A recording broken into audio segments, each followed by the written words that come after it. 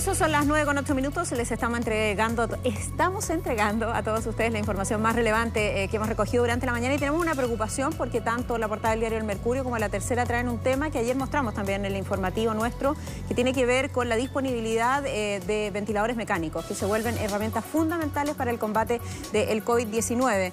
Bueno, según dice la Tercera, y estos son los mismos números que manejamos todos, ¿no? El número de ventiladores mecánicos se convierte en el mayor temor de salud. Parece que ayer este fue como uno de los grandes temas que se conversó también en la mesa de COVID-19, ¿no? Según el ministro Mañalit, la disponibilidad de los equipos podría ser efectivamente el talón de Aquiles del sistema en el futuro cercano, sobre todo pensando que el pic de la enfermedad se va a alcanzar, según ha dicho la propia autoridad, a fines de este mes. El gobierno volvió ayer a corregir la cifra de unidades. Hay 1.229 en la red pública y privada. Según el Colegio Médico, más del 70% hoy ya está ocupado, pero no necesariamente solo por pacientes de COVID-19, porque otras patologías, otras enfermedades. Según dice el Mercurio también, este es el gran tema. ¿Ya está ocupado en este momento? El 70%. Ahora, el gobierno compró más ventiladores mecánicos, 800 adicionales que llegarían al país, ¿no?, en las próximas semanas, y se apuesta también por construir algunos equipos o reacondicionar otros equipos para que funcionen como ventiladores mecánicos. Ahora, pero ahora hay un número determinado disponible para los afectados por coronavirus, ¿no?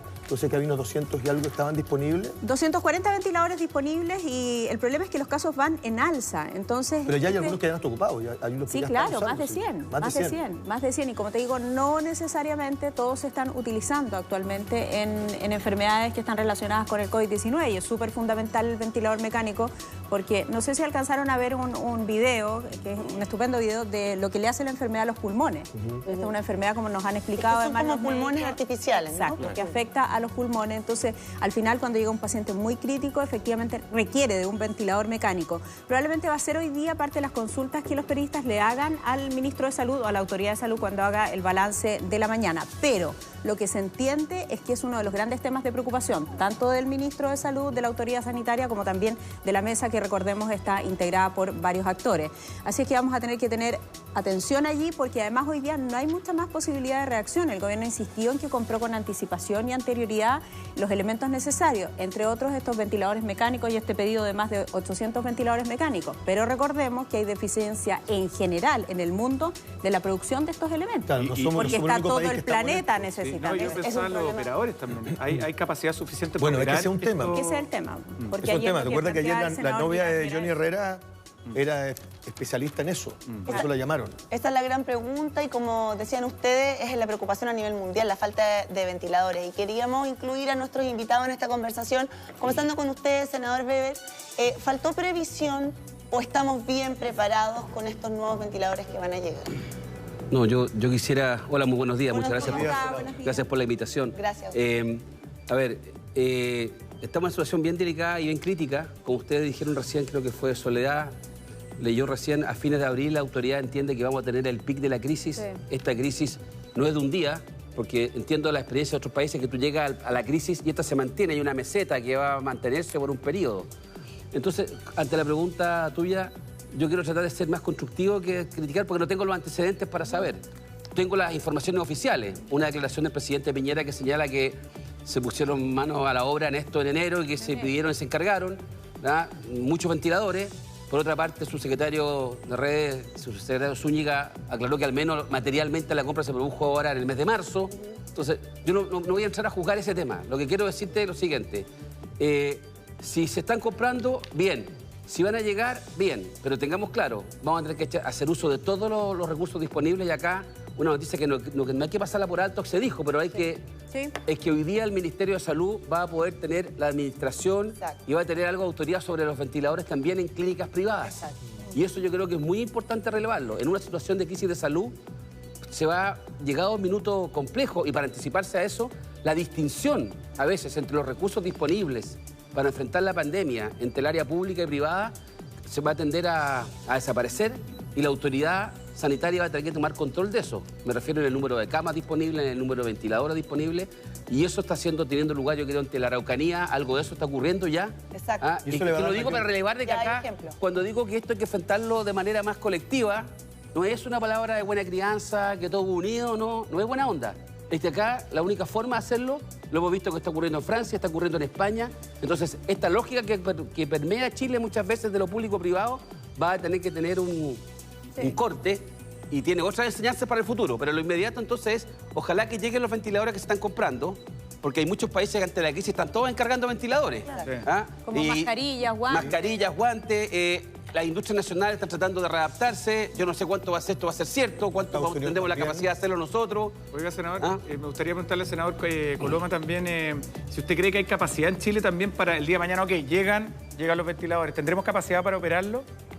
A ver, buenos días, digamos. Buenos días. La verdad es que sí, afortunadamente. Yo pregunté antes de no venir para acá, pero había preguntado ayer, digamos, respecto, particularmente pensando en el Maule, y hay una capacidad, afortunadamente, de apenas llegados los ventiladores, a mí me dicen que en 6 horas están en capacidad de ser instalados en los distintos lugares del país. ¿Cómo se refiere a los equipos? Porque no solamente el tirador mecánico, es el equipo médico. No, que tiene que médico. hacerse El equipo humano.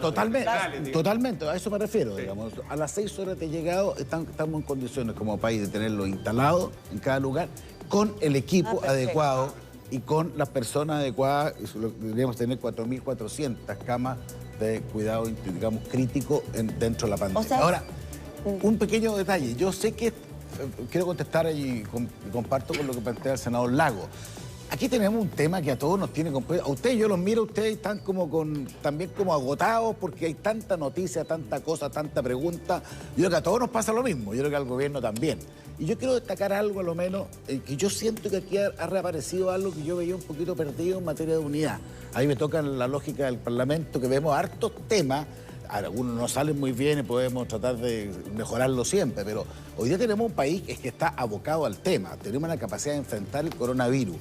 Como pocos países, a eso me refiero, con una capacidad de dar respuestas también en otro ámbito, en el ámbito económico, con bonos, con el seguro de cesantía, con los 500 millones de dólares que el Banco del Estado se capitaliza, porque esto tiene 1000 caras. Si el drama de esta pandemia, que nadie sabe cuándo termina, sabemos que y tenemos una cantidad de problemas infinitos que tiene que ver desde que no se nos enferme la gente, que no se mueran los ciudadanos, poder cuidarlo de buena manera, que no se nos arruine la economía, que puedan cobrar, que nos damos cuenta de los problemas de internet que tenemos todavía lamentablemente en Chile. Entonces, yo hago una reflexión también en esa línea, digamos. Aprovechemos también esto que nos ha remecido y tratar de confiar en la autoridad, cualquiera esta sea, confiar en todos nosotros mismos, en el rol de los medios, porque aquí o salimos todos juntos.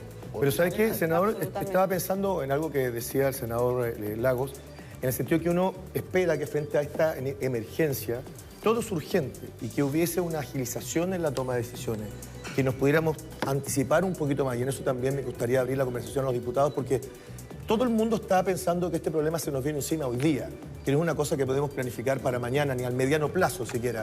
Entonces, ¿cómo hacer para que todo esto se agilice?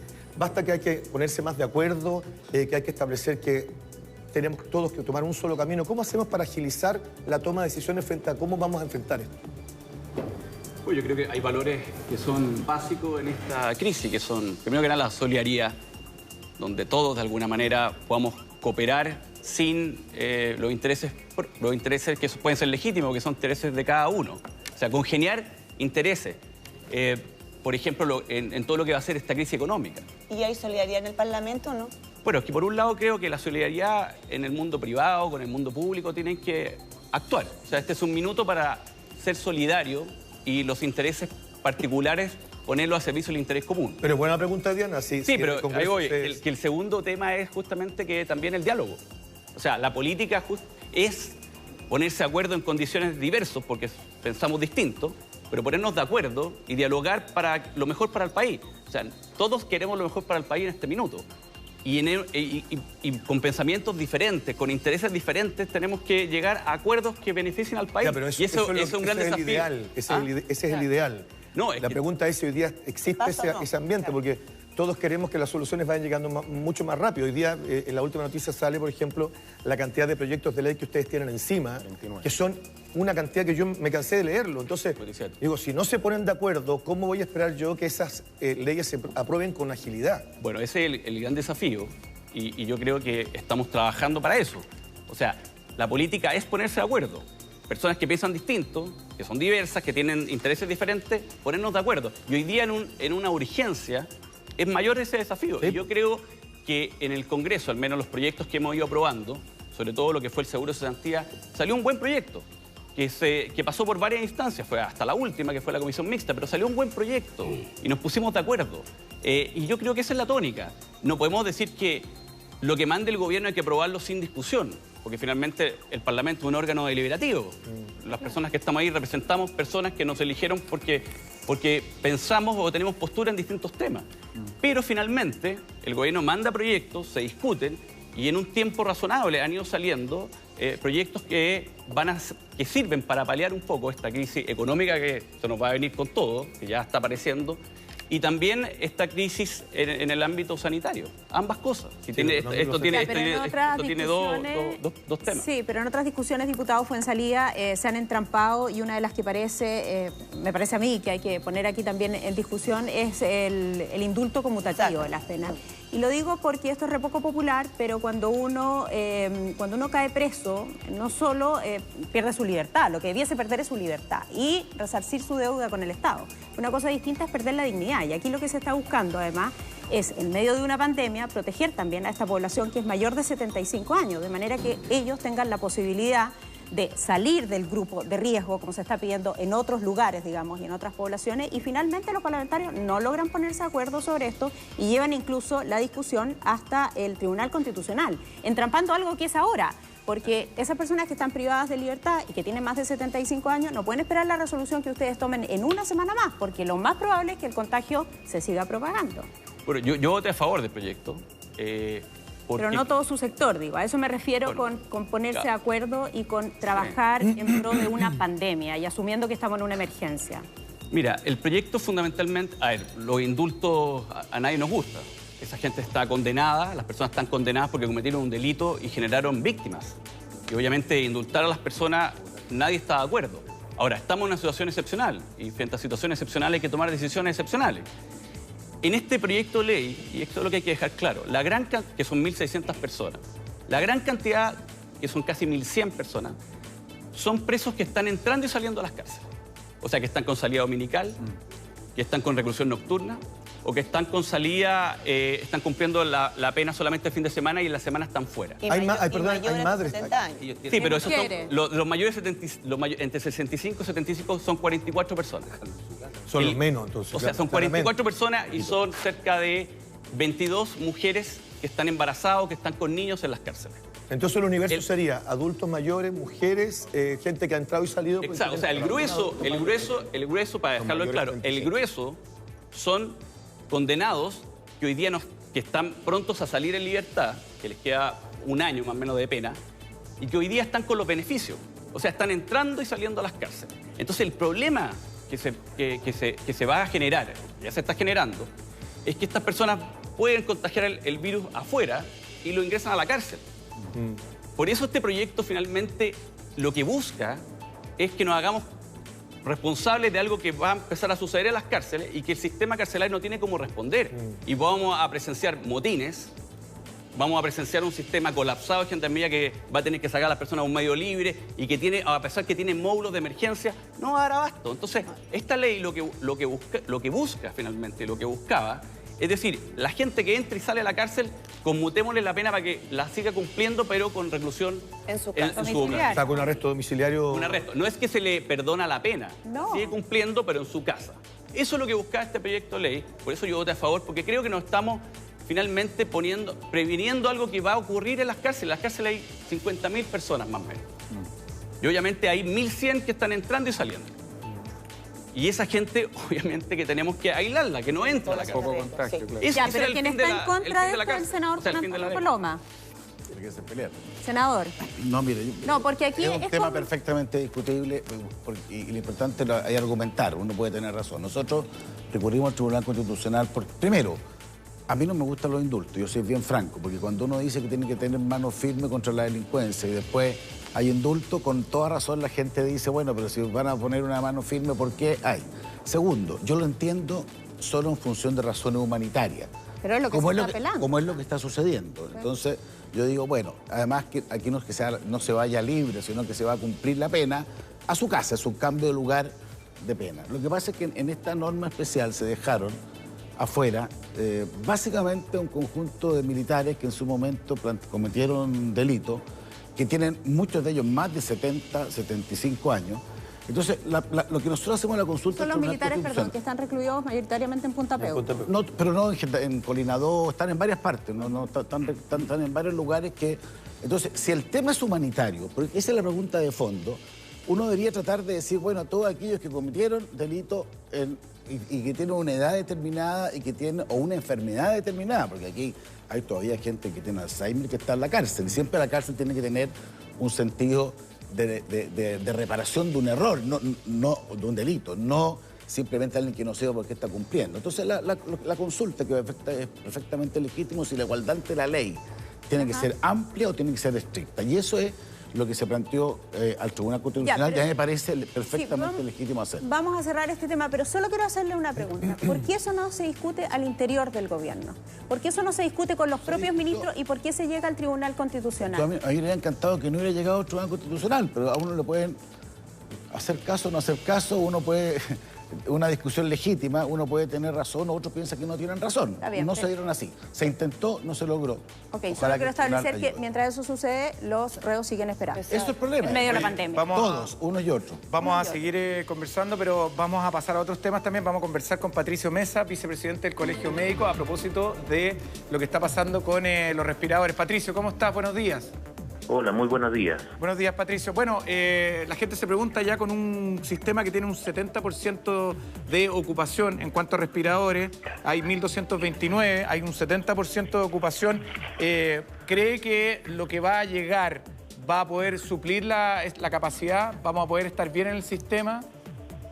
Bueno, no es fácil aventurarse con respecto a un pronóstico de ese tipo, pero lo que sí podemos aventurarnos es en decir que hoy ya, efectivamente, por lo menos 3 grandes ciudades de nuestro país están muy tensionadas con respecto a la capacidad de respuesta con camas UCI y con ventiladores mecánicos.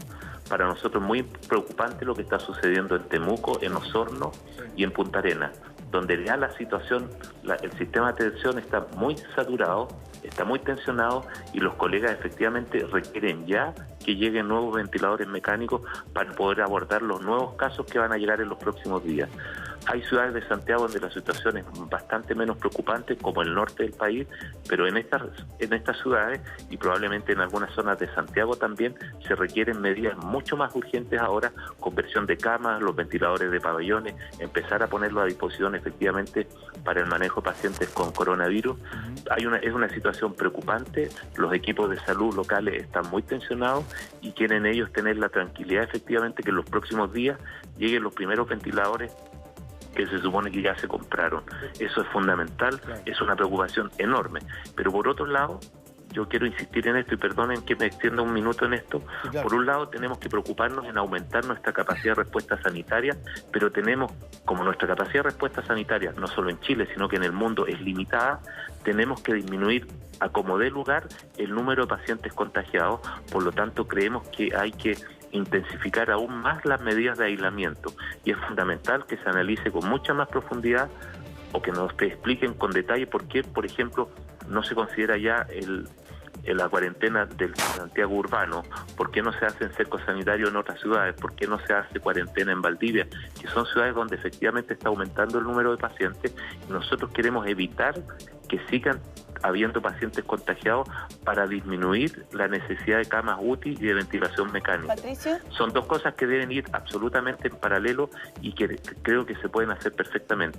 Antes de profundizar un poco en la cuarentena que propones tú, quería preguntarte si es suficiente con la cantidad de respiradores mecánicos que van a llegar desde afuera y también qué pasa con otros sistemas que se pueden adaptar. Escuché por ahí que los sistemas para anestesiar pacientes podrían ser adaptados como ventiladores mecánicos. ¿Eso es factible? O sea, sí, es que los pabellones quirúrgicos, cuando se da anestesia general, los pacientes son sometidos a ventilación mecánica. Y efectivamente esos equipos pueden mantener durante algunos días a ventilación mecánica a pacientes con coronavirus. Eso es así y yo creo que en las ciudades, por lo menos que yo le mencioné, eso debería estar implementándose ya. Sabemos que se están tomando medidas en ese sentido, pero ya llegó el momento en que efectivamente tenemos que dar soluciones ya inmediata a estos lugares y a otros que, en algunas zonas de Santiago, donde efectivamente también nos estamos acercando hacia la saturación del sistema de oferta de ventiladores mecánicos. Patricio, dice acá que el gobierno invirtió 12.500 millones de pesos en 872 respiradores mecánicos. Ahora, el tema es, ¿esto va a poder lograr anticiparnos a lo que va a ser el pic? O sea, ¿vamos a poder lograr de que no colapse el sistema, que es lo que todo el mundo teme? Bueno, eso, ¿cómo va a ser el comportamiento? Hasta el momento nos preocupa mucho esto porque el comportamiento, nosotros como colegio estamos más preocupados, más que el número de casos diarios, nuevos casos confirmados, es cómo aumenta progresivamente todos los días el número de pacientes que requieren unidades de cuidados intensivos y ventilación mecánica. Eso es un indicador para nosotros que nos de mucha preocupación y angustia, como les digo, en estos 3 hospitales que yo les mencioné, porque el porcentaje de pacientes graves es muy alto y por lo tanto ya se está agotando la capacidad de respuesta. Si el gobierno puede garantizar que esos equipos van a estar a disposición de los equipos lo antes posible, entiéndase, en estas ciudades de aquí al fin de semana, el ministro se comprometió a Osorno y Temuco a enviar nuevos equipos en estos días, eso es necesario que se haga inmediatamente, porque en esos lugares ya llegamos, como les digo, o estamos muy cercanos a llegar a la capacidad máxima de respuesta de ventilación mecánica a estos hospitales. Bueno, la verdad que el tema de los ventiladores mecánicos es un tema muy urgente y hay que ponerle mucha atención a eso, cómo va evolucionando todo este tema. Patricio, te queremos agradecer tu contacto de esta mañana para despejar algunas dudas. Que tengas una buena jornada. Ya, ¿puedo acotar algo? Por supuesto que sí. En este sentido, con respecto al tema que estaban conversando recién, una de las formas, por ejemplo, de evitar que exista contagio masivo es que se tomen medidas al interior de las cárceles. Hoy se supone que hay una indicación del gobierno que no puede haber más de determinado número de personas reunidas. El capellán de la cárcel de Puente Alto dice que hay salas donde duermen 60 personas. Y eso obviamente hay que evitarlo porque eso se va a transformar, si no lo solucionan hoy de alguna forma, efectivamente eso se va a transformar en un problema de salud pública, de tal modo que muchos de esos pacientes, como ya hay 4 contagiados, tengo entendido, van a efectivamente ellos requerir el uso de ventilación mecánica. Por lo tanto, tenemos que aumentar la oferta de ventiladores mecánicos, pero también disminuir los riesgos a que la comunidad se contagie. Y desde ese punto de vista, para nosotros es una medida absolutamente necesaria desde el punto de vista sanitario, más allá de cualquier consideración política, que busque la alternativa de cómo descongestionar las cárceles donde hay mayor hacinamiento. Muchas gracias, Patricio. Muchas gracias por este a ustedes. contacto, que esté muy bien.